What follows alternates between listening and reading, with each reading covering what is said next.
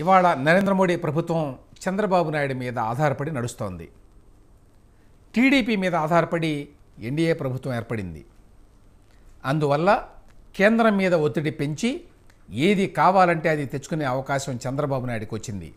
ఈ అవకాశాన్ని ఉపయోగించుకొని ఆయన రాష్ట్రానికి ప్రత్యేక హోదా తీసుకురావాలి, అమరావతికి లోను కాదు గ్రాంటు తీసుకురావాలి, పోలవరానికి అయ్యే మొత్తం 55,000 కోట్లు ఇస్తామని ప్రకటించేలా చూడాలి, కడపలో స్టీల్ ప్లాంట్ పెట్టించాలి, రైల్వే జోన్ని తక్షణమే ప్రారంభమయ్యేలా చూడాలి.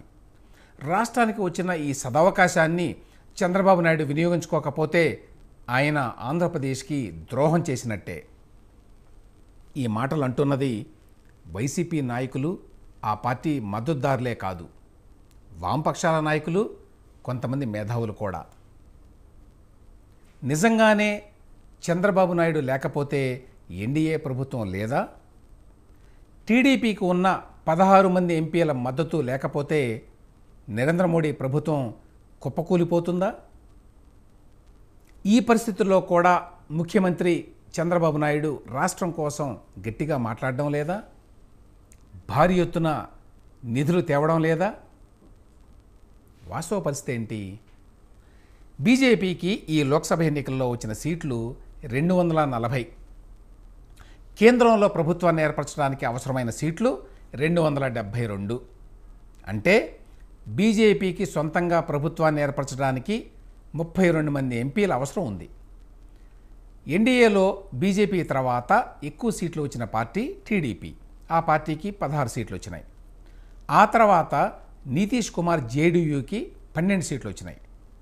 షిండే శివసేన తరఫున 7 ఎంపీలు గెలిచారు. వీరందరి మద్దతుతో బీజేపీ కేంద్రంలో ప్రభుత్వాన్ని ఏర్పరిచింది. ఇప్పుడు టీడీపీ కనుక తన మద్దతుని విత్డ్రా చేస్తే మోడీ ప్రభుత్వం పడిపోతుందా? కానీ పరిస్థితి అంత సింపుల్గా లేదు. ఎన్డీఏలో మొత్తం 36 పార్టీలు ఉన్నాయి. వీళ్ళల్లో 21 పార్టీలకి ఒక్క ఎంపీ కూడా లేడు. మిగిలినవి 15 పార్టీలు. వీటిలో 7 పార్టీలకి ఒక్క ఎంపీ మాత్రమే ఉన్నాడు. జనసేనతో సహా 3 పార్టీలకి 2 సభ్యులు ఉన్నారు. అంటే మిగిలిన పెద్ద పార్టీలు 4. వీటిలో టీడీపీ, జేడీయూ, షిండే శివసేన, రామ్ విలాస్ పాస్వాన్ లోక్ జనశక్తి పార్టీలు ఉన్నాయి. ఈ వివరాలను బట్టి మనకు అర్థమయ్యేటువంటి అరిథమెటిక్ ఏంటంటే టీడీపీ మద్దతు లేకపోయినా ఎన్డీఏ కూటమికి వెంటనే వచ్చే ప్రమాదం ఏమీ లేదు అని. ఎట్లాగో వివరిస్తాను. ఎన్డీఏకి ప్రస్తుతం 293 మంది ఎంపీల మద్దతు ఉంది లోక్సభలో. ఇందులో టీడీపీకి ఉన్న 16 మంది ఎంపీల మద్దతు ఉపసంహరించినా మోడీ ప్రభుత్వానికి వెంటనే ప్రమాదం లేదు. ఈ 16 మందిని తీసేసిన 277 మంది ఎంపీల మద్దతు నరేంద్ర మోదీకి ఉంటుంది. అంటే సింపుల్ మెజారిటీకి అవసరమైన దానికంటే 5 సభ్యులు ఎక్కువ ఉంటారు.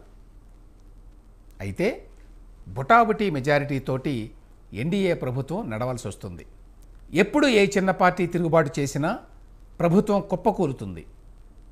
అందుకే టీడీపీ అవసరం బీజేపీకి ఖచ్చితంగా ఉంది. ఎన్డీఏ ప్రభుత్వం స్టేబుల్గా నడవాలంటే టీడీపీకి ఉన్న 16 మంది ఎంపీలు అవసరం.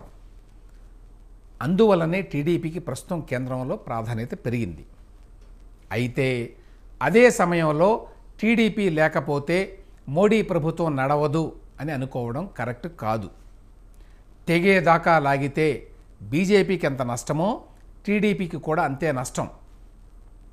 అందువల్ల టీడీపీ తనకున్న ప్రాధాన్యాన్ని దృష్టిలో పెట్టుకొని అదనపు నిధుల కోసం ఒత్తిడి తీసుకురావచ్చు, కానీ హోదా ఇవ్వకపోతే మద్దతు విత్డ్రా చేస్తాం లాంటి బెదిరింపులకి తెగబడే పరిస్థితి లేదు. అందువల్లనే చంద్రబాబు నాయుడు గుంభరంగా వ్యవహరిస్తున్నారు. నచ్చజెప్పి అవసరాలను తీర్చుకునేందుకు ప్రయత్నిస్తున్నారు. టీడీపీ మీద ఆధారపడి ఎన్డీఏ ప్రభుత్వం నడుస్తోంది కాబట్టి హోదానో మరొకటో కావాలని చంద్రబాబు నాయుడు డిమాండ్ చేయగానే ఇచ్చేస్తారు అని అనేవాళ్ళు, అనుకునేవాళ్ళు ఈ వాస్తవాన్ని గుర్తించాలి.